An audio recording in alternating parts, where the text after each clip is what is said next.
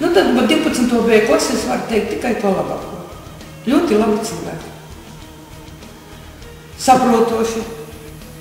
Nu, ar ķīmijas mācīšanos ir dažādas problēmas. Ne visiem viņi vajadzīgi.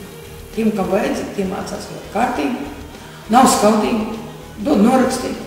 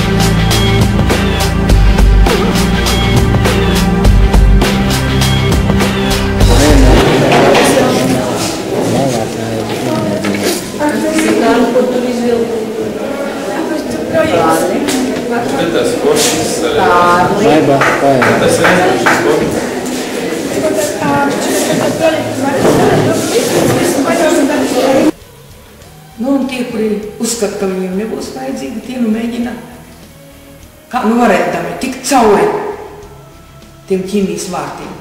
Ja? Nu, es jau arī to saprotu, ka dabīgi kā visiem nebūs viņa vajadzīgi. Un ka visu nevar iemācīties ļoti labi.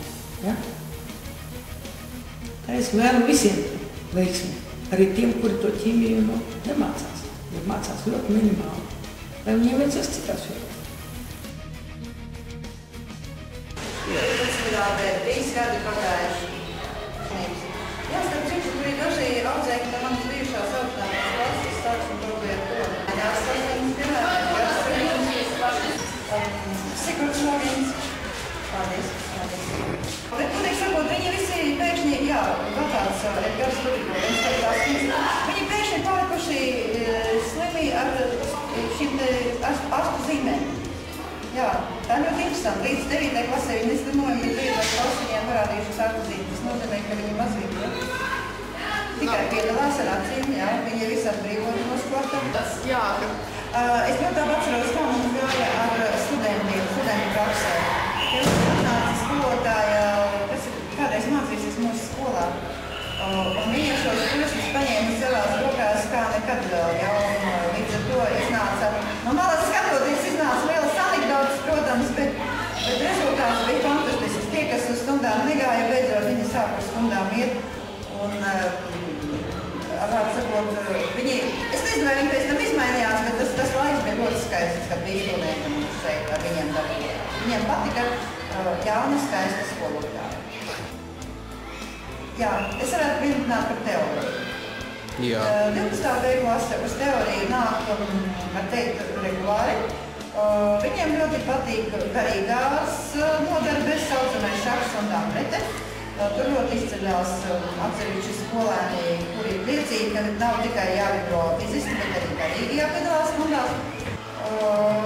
Ja ar viņiem runā par sporta dzīvi, par ikdienu, tad viņi ir samērā interesanti cilvēki, viņiem šī diskusijas tiešām patīk, labprāt piedalās.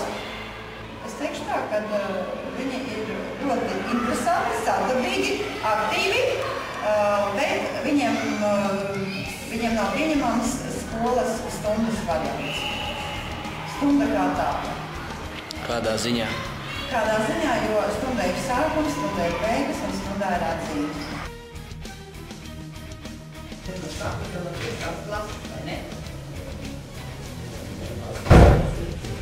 Tātad tā ir 0 punktu īpašība, un mums jānoskaidro šodien jūsu priekšzināšanas šajā jautājumā. Tāpēc mans mērķis šajā stundā ir uzzināt, kāds jums ir priekšzināšanas par šo tēmu vairošanās.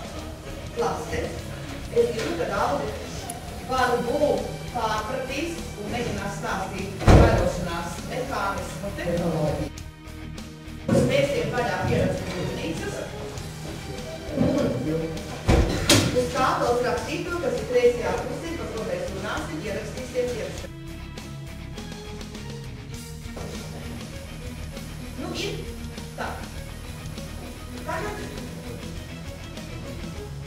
Tas jāsaka nokarē. Es to domāju.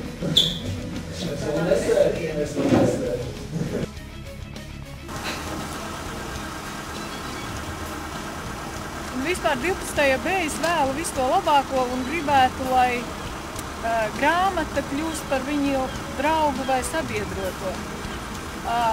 Bet, ja mēs netiksimies tuvākajā laikā, tad tiksimies izlaidumā.